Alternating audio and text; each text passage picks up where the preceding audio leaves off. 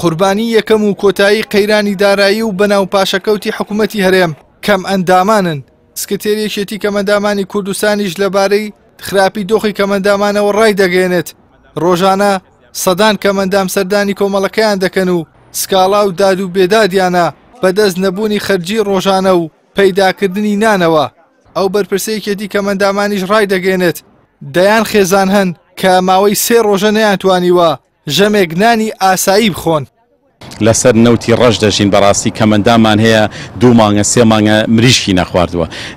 ئێستا ئەمووی کە 3 ڕۆژە مانگی ڕەمەزانی پیرۆزە زیاتر لە 300 خێزان لە لای ئێمە بۆ 400 خێزان ناویان نووسیوە بڕواتان بێ 1 دیناریان پێ نییە بۆ بەربانگ بۆ مانگی ڕەمەزان. سەب ناڵێم وەرن هاوکاری کەمەندامان کەن ئەوێ بڵین بەهانای کەمەندامانەوە بڕۆن چونکە بەڕاستی ئەوەی کە من دیومە لەم چەند ڕۆژەیە و هاتوتە لای ئێمە و ناوی نووسیوە خۆشم پێشبینی ئەوم نەکردووە لە شاری سلێمانیا بەو ڕێژەیە ئەوەنە خەڵکی هەژاری کەمەندام هەبێت گەشت بێتە ئەو ئاسەی کە لە ماوەی 3 مانگە نەیتوانی بێ خواردنێکی باش بخوا گەشت بێتە ئەو ئاسەی کە بگری پەنا بۆ پێڵاوەکانت بێنە پەنا بۆ تۆ بێنێ هەموو شتێ بکا لە پێناوی ئەوەی کە پاروێنانی دەستکەوێ. بەڕاستی ئێستا تەنها دەستگا خێرخوازیەکان و خێرخوازانن بوونەتە دەستباری باری لاری کەمەندامان و هەژاران. لا بەرامبەریشدا حکوومەت هیچی بۆ ئەو توێژە نەکردووە. دەستگای خێرخوازی بەخشین بە هاوکاری خێرخوازان توانیوێتی دەستی هاوکاری بگەێنێتە زیاتر لە 2000 کەمەندام و خاوەن پێداویستی تایبەت. بۆ مانگی پیرۆزی ڕەمەزانیش لە پلانیدایە هاوکاری زیاتر لە 300 کەمەندام بکات. بۆ هاوکاری کردنی زیاتری کەمەندامانیش بەرپرسی دەستگای خێرخوازی بەخشین داوا لە خێرخوازان دەکات هاوکاریەکانیان بگەێنە دەستگاکەیان.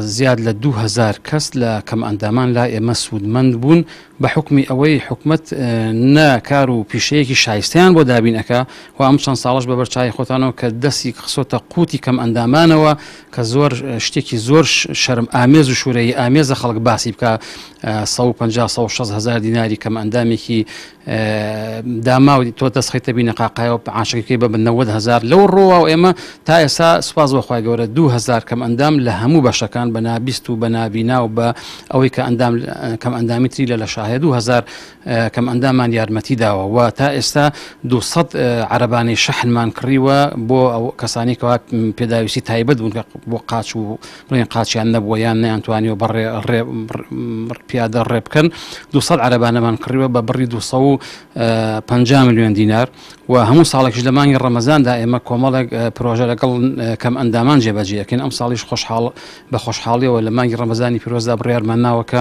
300 کەم ئەندام کۆمەک بکەین یارمەتی بکەین 100 دانەی لە کەرکووک و 100 دانشی لە هەولێر 100شی لە سلێمانی. ئەمە وەکو بڕیاری سەرەتایی بەڵام هەموو ساڵێک ئێمە کە بڕیارەکە دەین زۆر لەوە زیاتر ئەبێ و زۆر لەوە زیاتری پێوە ئەنووسێت واگەر دەوڵەمەندان و خێرخوازانی وڵاتەکەشمان زیاتر هیمەت بکەن ئێمە حەزەکەین سیاسەکە بکەین بە 500 بکەین بە 600 ئینشاءالله چاوەڕێی ئەوانیشین و ئینتیزاری دەستی خێریشمان لەوان هەیە کە بتوانین زیاتر و زۆرتر لا بەلای کەم ئەندامانە بکەینەوە. سکرتێریەکێتی کەمەندامانی کوردستان دەڵێت دۆخی کەمەندامان زۆر خراپە و ڕۆژانە دەیان کەیسی ناخەژێن ڕوبەڕوویان دەبێتەوە.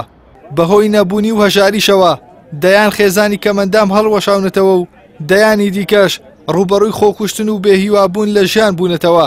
لە ئێستادا کەمەندامان لە حکوومەتی هەرێم بێهیوا بوون و چاویان لە دەستی خێرخوازان و دەستگا خێرخوازیەکانە تا لەو میحنەتە ڕزگاریان بێت و لەم مانگە پیرۆزەدا خوانێک بۆ منداڵەکانیان ئامادە بکەن.